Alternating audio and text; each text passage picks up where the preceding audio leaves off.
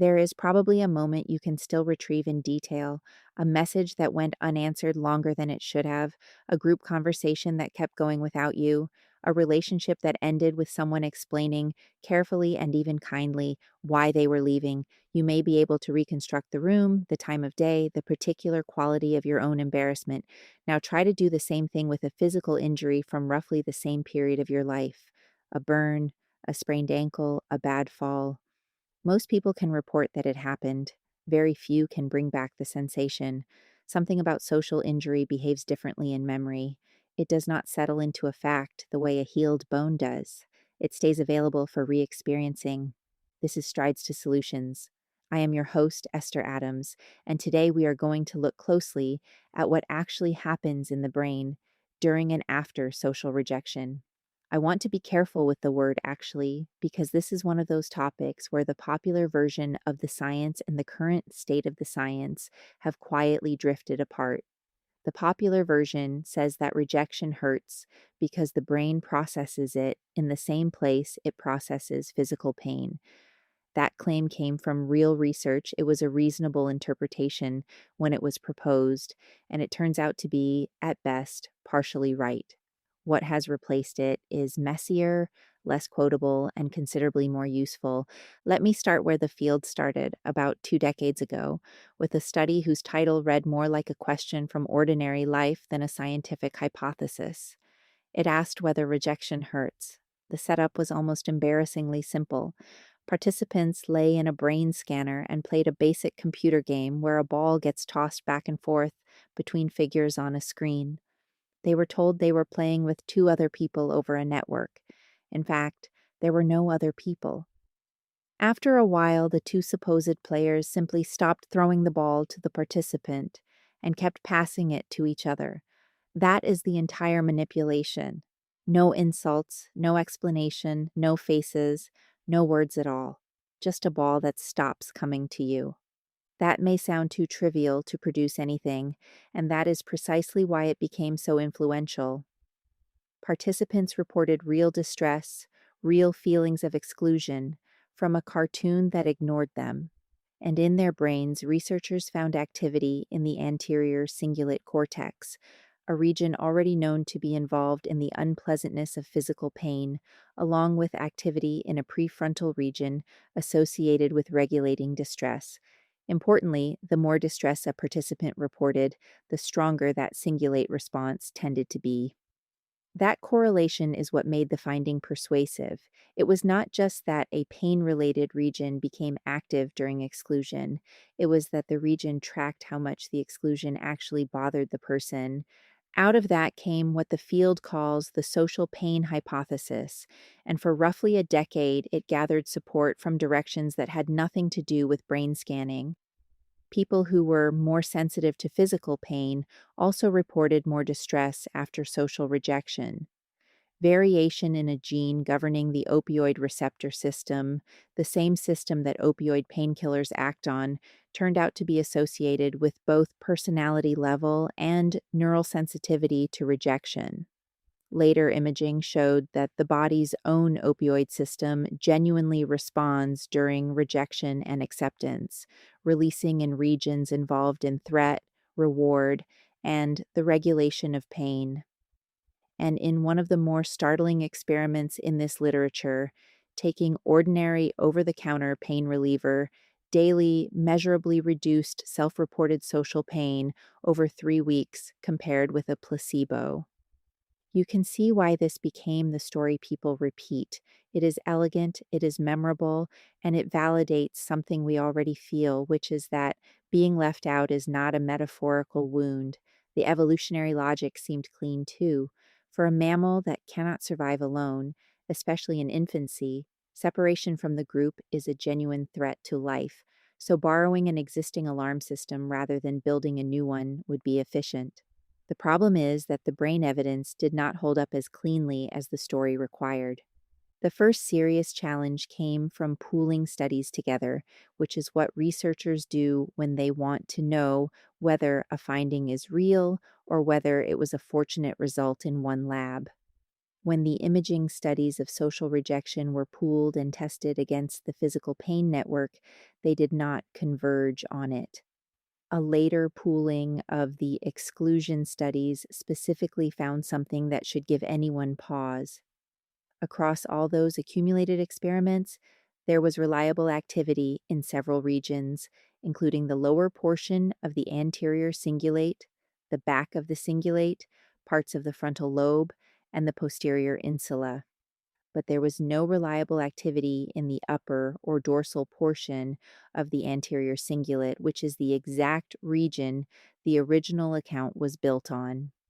And the overall pattern looked less like a dedicated rejection circuit than like a network associated with self referential thought, autobiographical memory, and thinking about what is going on in other people's minds.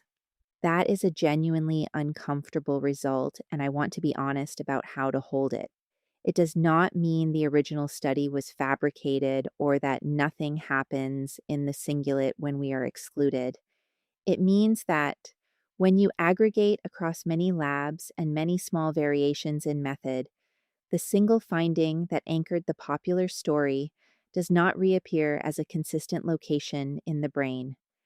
The second challenge came from a different direction, and to my mind, is the more conceptually important one. Newer analysis methods stopped asking whether a region is active and started asking a better question. Can you look at the overall pattern of activity spread across many locations and tell from the pattern alone what a person is experiencing? Researchers compared physical pain with the recall of romantic rejection using that approach. The patterns were separable. A model trained to recognize physical pain did not recognize social rejection, and the reverse held as well, even though the two conditions activated many of the same regions when analyzed the older way. This distinction is worth slowing down on because it changes what overlap means. Imagine you are told that two pieces of music use the same instrument. That is true and it is informative, but it does not tell you that the two pieces are the same piece. Brain regions are more like instruments than like meanings. The regions in question participate in an enormous range of experiences. Saying that both physical injury and social exclusion recruit them establishes that both are being treated as significant events by systems that handle significance. It does not establish that they are the same experience. At the level of gross anatomy and subjective unpleasantness, the overlap is real. At the level of the actual pattern, rejection and physical pain come apart. So, if those regions are not rejection detectors, what are they doing? This is where the research becomes particularly interesting, and where the newer account turns out to be more clinically useful than the old one. One study put its conclusion right into its title, arguing that what these regions encode is the salience of the self rather than social pain. They tracked the experience of being judged by others, regardless of whether the judgment was positive or negative. Being evaluated at all was what drove the response. Work with adolescents pushed the same point from another angle. Researchers ran the ball tossing setup but added a condition most studies leave out. Alongside exclusion, they included what you might call over-inclusion, where participants received the ball far more often than chance would predict. Those same regions scaled with cumulative exclusion, as the classic account predicts, but they also responded to being included more than expected. What they seemed to be tracking was a mismatch between what the social situation should look like and what it actually looked like. Other work has found these regions responding to both inclusion and exclusion cues, which suggests the network handles socially pertinent information broadly rather than exclusion specifically. Underneath all of this sits an older result that the field arguably underweighted at the time. Back in the mid 2000s, researchers showed that the anterior cingulate responds differently to violated expectations than it does to social rejection itself, with the upper portion sensitive to surprise, while the lower portion tracked the social feedback.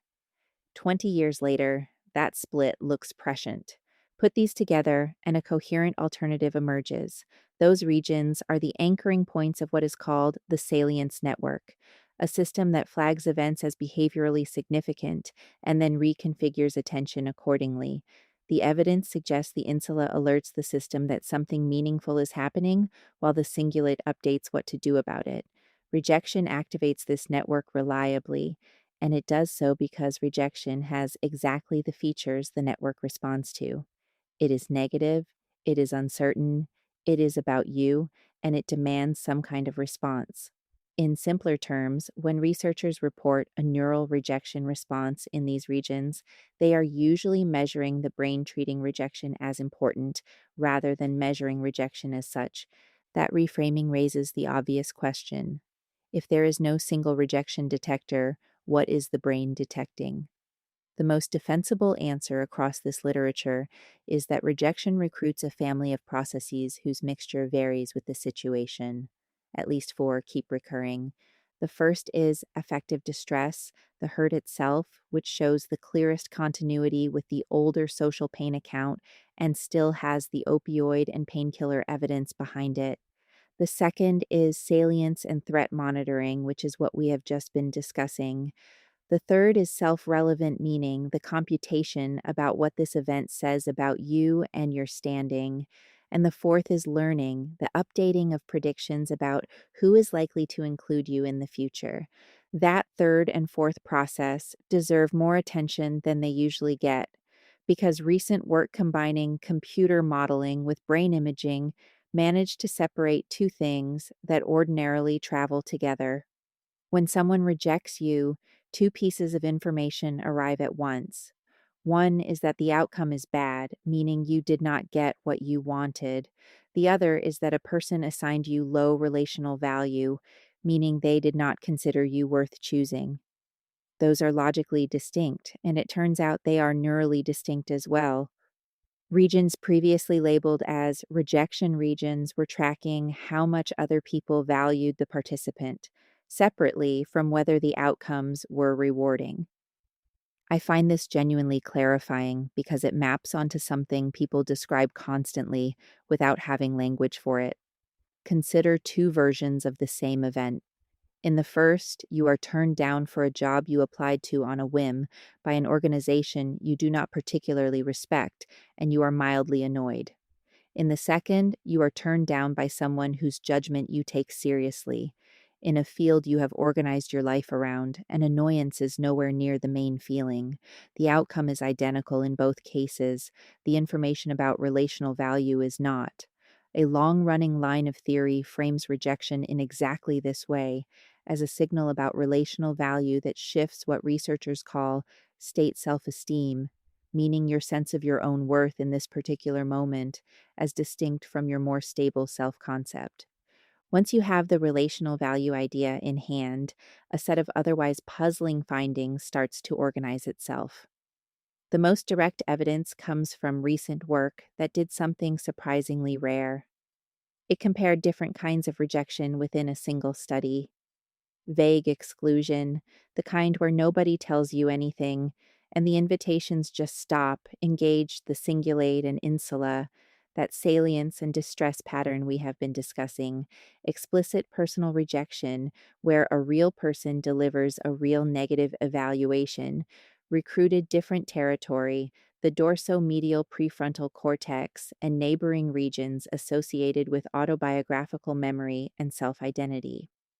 The same work found that rejection based on group membership alone could engage those self referential pathways, which is to say that being rejected as a member of a category can be processed with the machinery of personal rejection. That distinction helps explain a pattern clinicians see all the time. Being left out of a lunch invitation and being told directly that someone does not want you are not the same psychological event, and they are not the same neural event either. The first is mostly a salience and distress problem, with an ambiguity problem layered on top because you do not know what it meant. The second is a meaning problem, and meaning problems recruit memory and identity. Relationship context shifts the balance further. In one widely cited experiment, people who had recently been through an unwanted breakup viewed a photograph of the former partner. and thought about the rejection while being scanned. That study found activity in regions associated with the sensory qualities of physical pain, not only its unpleasantness. It is the strongest single piece of evidence for a literal bodily pain component, and it is also important to say that the result does not generalize cleanly. The pooled evidence I described earlier did not find a shared physical pain network across rejection studies, and the pattern based work found separable representations. The most defensible reading is that intense, personally meaningful rejection under vivid recall can pull in sensory pain processing, while ordinary laboratory exclusion by strangers does not. Closeness matters in another way as well. Watching someone else be rejected activates pain related circuitry in the observer, and the strength of that response scales with how emotionally close you are to the person being excluded. Anyone who has watched their own child get left out at a birthday party has a physiological version of that finding. Which brings us to something people often assume is a special case and probably is not. Online social feedback, the kind adolescents now live inside, appears to tap the same threat and meaning systems rather than a separate digital one. Research that moved from laboratory scanning to phone based sampling in daily life found that scanner responses to social evaluation predicted real world social threat reactivity outside the lab.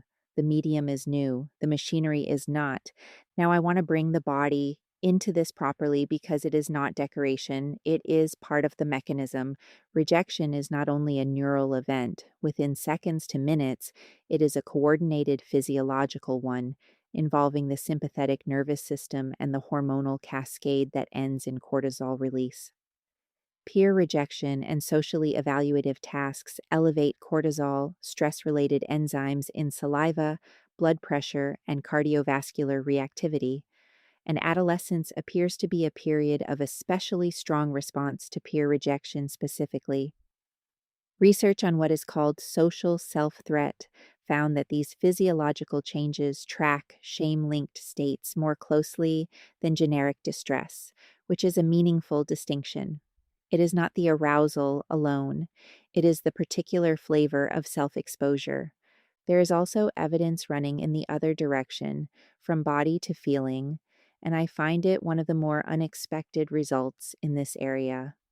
One carefully designed study timed exclusion events to the cardiac cycle, events delivered at the exact moment the heart contracts, when pressure receptors in the arteries are actively signaling to the brain, produce less social pain than events delivered between beats. Read that carefully because the implication is strange and specific.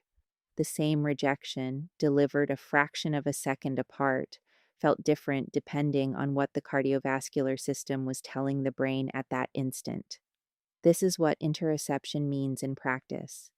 The brain continuously reads internal bodily signals, and those signals participate in building what an emotional event feels like.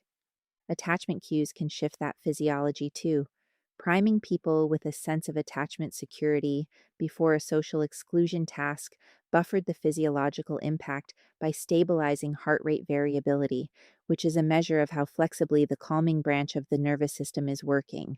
On longer time scales, neural sensitivity to rejection has been associated with inflammatory responses to social stress, linking a moment of exclusion to immune signaling in a way that would have sounded implausible 30 years ago.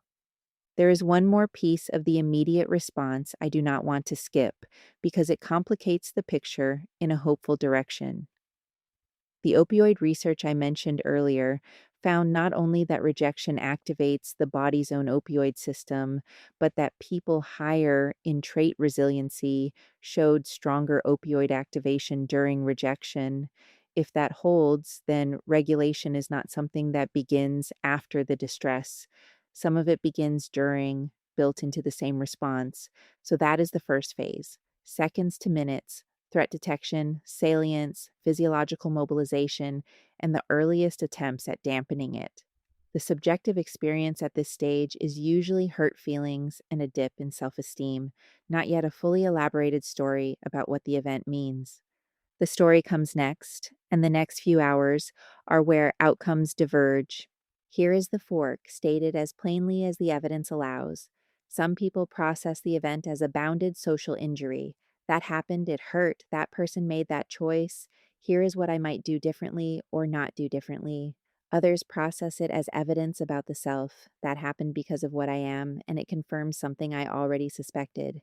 Research on self esteem and rejection shows that people with lower self esteem generate more negative self appraisals after an ambiguous rejection, show more self blame, produce greater cortisol reactivity, and respond more hostilely afterward. Work on peer victimization in schools identified the same mechanism decades ago and called it characterological self blame, meaning attributing the event to a stable, unchangeable feature of who you are rather than to a behavior or a circumstance. That distinction between behavioral and characterological attribution is not a wellness slogan. It predicts physiology. Then there is rumination, which is the single process most responsible for turning a bad afternoon into a bad month. I want to define it precisely because the everyday use of the word is too loose to be useful. The research distinguishes two forms.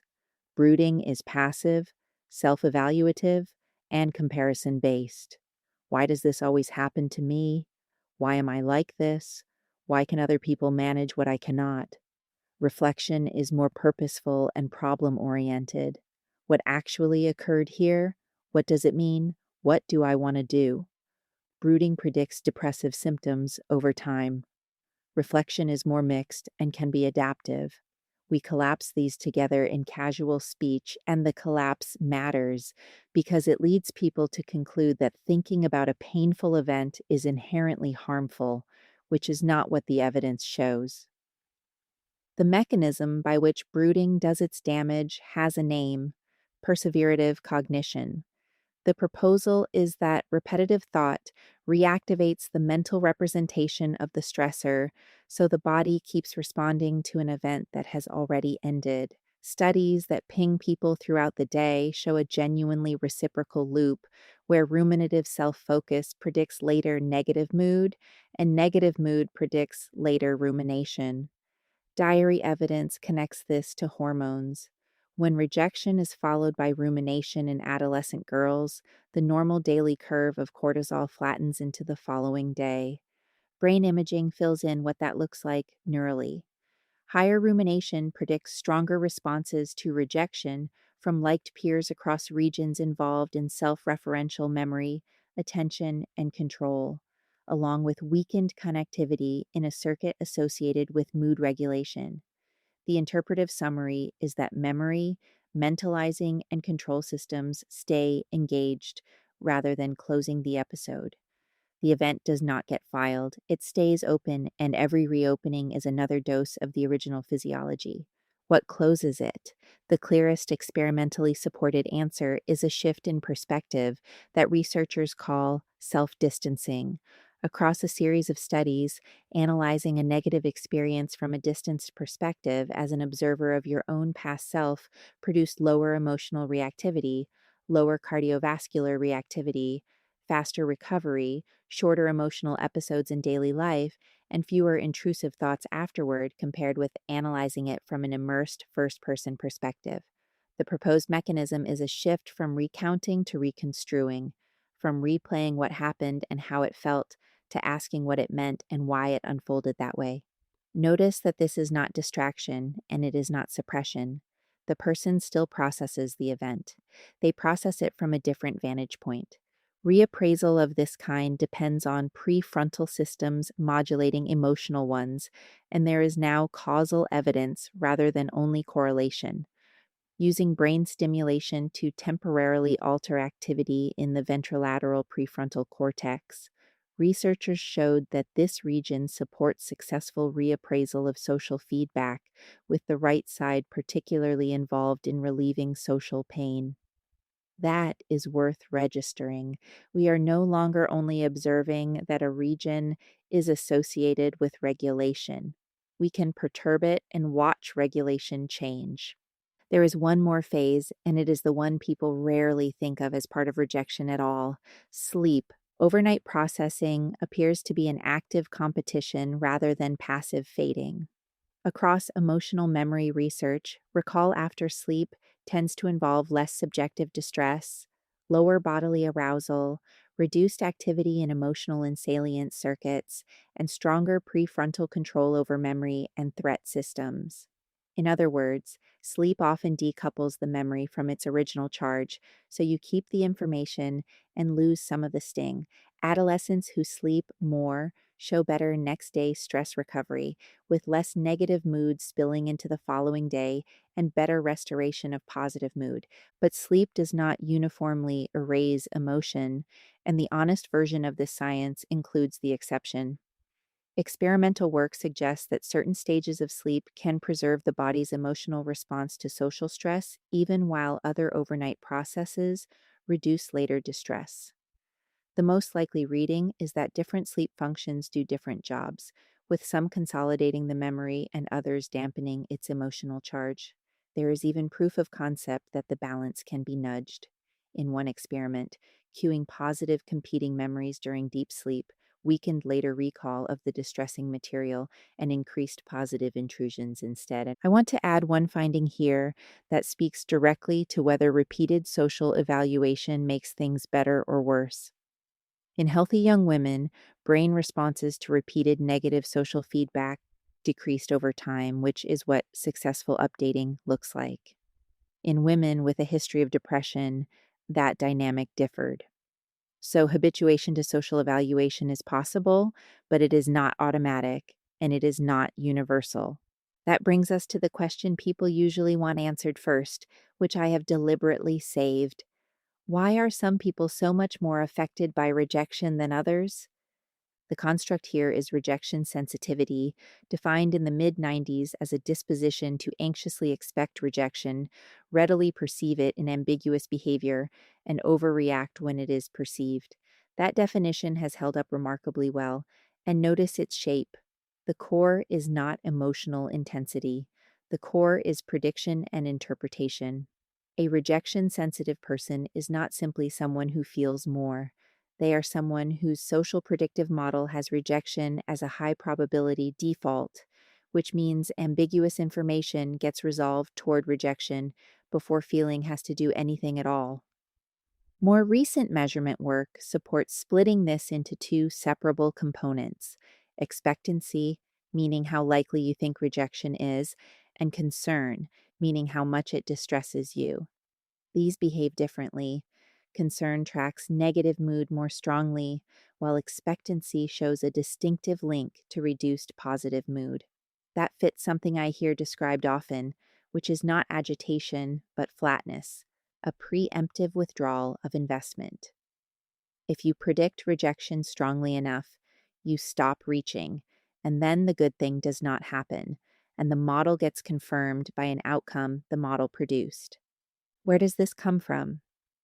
The developmental evidence is moderate to strong, and it includes studies that followed people forward in time rather than only asking adults to remember their childhoods, which matters because retrospective accounts get filtered through current mood. Harsh parenting, family conflict, emotional abuse and neglect, peer victimization, and low peer support all predict higher rejection sensitivity later, while better parent relationships and peer acceptance predict lower rejection sensitivity. Emotional abuse and neglect show up especially consistently, with distinctive links to rejection sensitivity in young adults and intensified sadness after an acute rejection. One study traced a path from childhood emotional abuse to adolescent loneliness that ran partly through lower self compassion and higher rejection sensitivity, which is a fairly precise description of how an early relational environment becomes a chronic present day vulnerability. Peer experience feeds the loop directly. In work that followed young people over time, being rejected by peers predicted increases in both anxious and angry rejection expectations later, while being liked reduced the anxious kind. In chronically victimized girls, neural sensitivity to exclusion predicted internalizing symptoms more strongly, partly through avoidance. Discrimination operates through a similar pathway, with rejection sensitivity acting as a partial mechanism linking discrimination to depression and social anxiety, and chronic minority stress appearing to alter emotion and control circuitry over time. I want to flag one nuance the field is still working out because it cuts against an assumption people often make. Across autistic and non autistic adults, higher social anxiety predicted a greater tendency to anticipate rejection, while autistic traits themselves did not predict that expectation bias. Yet other work finds that autistic traits heighten sensitivity to the pain of rejection once it occurs. The most careful reading is that these may be different components. The expecting side and the feeling side can come apart, and lumping them into one sensitivity score obscures which one is actually elevated in whom. Now let us pull the thread toward what can be done because understanding this mechanism does eventually earn some practical implications, and I want them to emerge from the evidence rather than be pasted on top of it. First, resilience is not what most people think it is.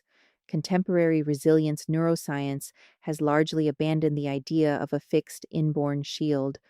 Major reviews now separate resilience as an outcome from the factors that support it and the processes that produce it, and they treat the outcome as something judged over time rather than measured at a moment. There is also a useful distinction between resistance, meaning showing little disruption in the first place, and resilience, meaning showing disruption and then recovering. Studies that measure people only once frequently cannot tell these apart, which is one reason the literature looks messier than it should. Resilience also appears to be domain specific rather than global. A person can function well at work and poorly in intimate relationships. Studies in young people find that psychological, social, and academic resilience are only modestly correlated and map onto somewhat different features of the brain. And it is worth being frank about evidence quality. Most human neural markers of resilience are correlational because you usually cannot scan people before adversity arrives. The strongest causal evidence comes from animal research, where scientists can directly manipulate specific signaling systems and change resilient behavior. That is powerful mechanistic leverage, and it also depends on how well a mouse's behavior maps onto a human life, which is a real question and not a rhetorical one. Second, and this is the part I consider most actionable, rejection resilience does appear to be trainable, but not by the method people usually assume. The intuitive strategy is exposure. Get rejected on purpose often enough, and you will stop caring. The evidence for that as a standalone approach is weak, and in some populations it is worse than weak. Intensity appears to matter. Moderate rejection can actually increase repair behavior, meaning people reach back out, while severe rejection is more consistent with numbing and retreat. Exposure-based learning in general works when it violates catastrophic expectations, removes the small avoidance habits people use to feel safe, and happens across varied contexts. Simply repeating a stressor does not satisfy those conditions. And in people who are already highly rejection sensitive, biased interpretations prove harder to shift, not easier. Repeated, uncontrolled rejection in that group is at least as likely to consolidate hypervigilance as to dissolve it. What does have support is a set of approaches that change how rejection is interpreted, regulated, and socially integrated. Cognitive reappraisal has the cleanest broad evidence base, with pooled analyses showing a robust association with resilience and rejection, specific training reducing negative interpretations. Training programs that retrain interpretation and attention develop substantially in eating disorder populations where rejection sensitivity is clinically prominent, reduce negative interpretations and rejection vigilance, particularly for people who complete multi-session versions. Resilience training more broadly, especially cognitive behavioral and mindfulness-based programs, shows moderate overall benefit when results are pooled across trials. Mindfulness and self-compassion appear to work through partly different routes, and the difference is clinically useful rather than academic. Mindfulness-based approaches most consistently help people notice the physical and emotional response without fusing with a catastrophic interpretation of it. In a randomized trial with patients managing a chronic illness, a structured mindfulness program reduced rejection, sensitivity, and increased resilience. In young adults with a history of childhood maltreatment, a quality called non attachment predicted reduced rejection sensitivity after a mindfulness intervention. Self compassion targets something more specific: self criticism, shame, and the aggressive or vengeful impulses that can follow rejection. Pooled evidence supports self compassion approaches for reducing self criticism, and experimental work shows that briefly inducing self compassion regulates both mood and aggressive inclinations after a rejection. Notice how these map onto the timeline we built earlier. Reappraisal intervenes at the appraisal fork, in the hours when the event is being assigned meaning. Self compassion intervenes at the self blame step, the move from that hurt to that proves something about me. Mindfulness intervenes at the point where bodily arousal is being interpreted. Self distancing intervenes in the rumination loop. These are not four flavors of the same advice. They are aimed at different mechanisms, which is exactly why a person can find one useless and another transformative. The last ingredient is the one most easily overlooked because it is not internal at all. Social buffering and belonging repeatedly appear as the conditions that determine whether adversity becomes adaptation. Among people targeted by online harassment, positive reappraisal increased resilience partly by increasing social connectedness, while a more detached form of reappraisal worked mainly through emotional relief. Group delivered mindfulness may reduce rejection sensitivity partly by rebuilding belonging rather than only by changing attention. The capacity to think clearly about mental states in yourself and in others buffered the mental health effects of identity based rejection, which suggests that this kind of reflective ability can keep stigma from hardening into self attack. There is a coherent theme running through all of it. Rejection does its lasting damage when it becomes generalized. When a specific event in a specific relationship turns into global evidence about your worth. Almost everything that helps works by keeping the event specific. So let me bring us back to where we started, because the opening puzzle should now look different. Why can you still retrieve that unanswered message with more feeling than a physical injury from the same year? Not because your brain filed it under pain. The pattern-based evidence says rejection and physical pain are separable, and the pooled imaging evidence says the single region story did not survive replication. The better explanation is that rejection was never stored as an injury in the first place. It was stored as information.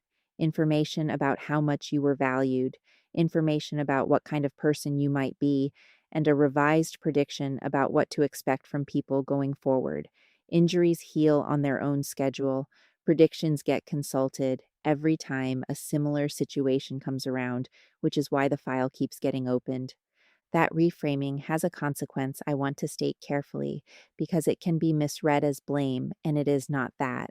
The evidence does not say hurt is optional or that sensitive people are choosing their reaction. The immediate response is fast, physiological, and largely outside voluntary control, and its intensity is shaped by a developmental history that nobody selected. What the evidence does say is that the trajectory after those first minutes is not fixed. The strongest predictors of prolonged distress are not the severity of the rejection itself. They are self blame, catastrophizing, brooding, and impaired recovery. And each of those has some demonstrated leverage. I also want to be honest about what remains unresolved, because this field has a habit of overselling. There is still no reliable brain marker of rejection or of resilience. Most human findings are correlational. The experimental setups are different enough from one another that a rigged ball game, a breakup memory, and a face-to-face negative evaluation may not be measuring the same psychological event at all, which is probably why the results disagree as often as they do. Direct comparisons within the same people, where an individual experiences anticipated rejection, Actual rejection and remembered rejection under controlled conditions are almost entirely missing, and the recovery processes we discussed are usually studied in separate literatures that rarely speak to one another. If someone tells you the neuroscience of rejection is settled, they are describing the version from 20 years ago. What I would want you to carry out of this episode is a shift in the question. The interesting question is not whether rejection is real pain. That framing was always slightly beside the point, and it made a lot of people feel validated without making anyone more capable. The more useful question is what the brain is computing when it hurts, and the answer seems to be something like, how much did that person value me? How surprised should I be? And what should I now expect? Those are all revisable quantities, not by force of will in the moment, and not by pretending the hurt is not there, but through the slower work of examining the meaning you assigned, keeping the event specific, staying connected rather than withdrawing, and protecting the recovery processes, including sleep, that let a memory separate from its charge.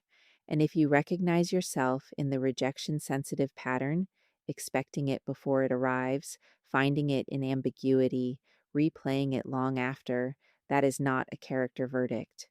It is a learned predictive model built by real experiences, and models built by experience can be revised by experience, particularly when the revision is guided rather than left to chance.